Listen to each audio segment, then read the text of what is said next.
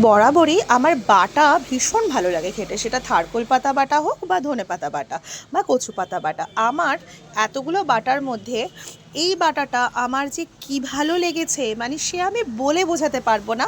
যারা খেয়েছে তারা তো জানে কীরকম লাগে, যারা খাওনি তাদের জন্য এই ভিডিওটা। প্রথমে ছিমগুলোকে একটু জলের মধ্যে সেদ্ধ করে নেবে, সেদ্ধ করে একটু নরম করে নেবে, মানে সেদ্ধ যেটাকে বলে। কারণ কাঁচা যদি তোমরা ডিরেক্ট ভাজো তাহলে না একটা কাঁচার সবজি দেখবে সব কিছুরই একটা কাঁচা গন্ধ ছাড়ে। ওই জন্য একটু ভাপিয়ে নিলে কিন্তু সেই কাঁচা গন্ধটা কিন্তু চলে যায়।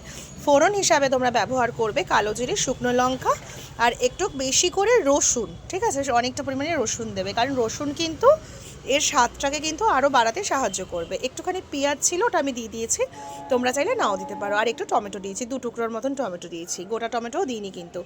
সামান্য নুন দিয়ে পরিমাণ অবশ্যই দেখে নেবে, তারপরে একটুখানি নাড়াচাড়া করে ভাজা করবে। আমি বাটা বলতে শুধু থারকোল পাতা বাটা, ধনেপাতা বাটা খেয়েছিলাম। যখন শ্বশুরবাড়িতে গেছিলাম শাশুড়ি মা একটা বাটা খাইয়েছিল, সেটা হচ্ছে কচু পাতা বাটা। সেটা আমার মুখে এখনও লেগে আছে, ভীষণ ভালো লেগেছে খেতে।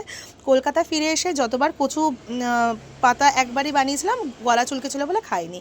ভাজার পরে মিক্সিতে পেস্ট করে নেবে, পেস্ট করে নিয়ে পেস্টটা তেলের মধ্যে ঠিক এরকমভাবে কিন্তু নেড়েচেড়ে একটু ভেজে নেবে কিছুক্ষণের জন্য।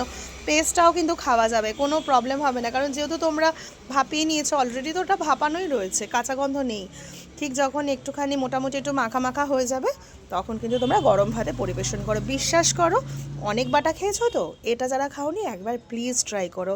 এই একটা পদ দিয়ে কিন্তু তোমাদের গোটা ভাত খাওয়া হয়ে যাবে। ভীষণ ভালো হয়েছিল খেতে, আমার তো এখনও মুখে লেগে আছে।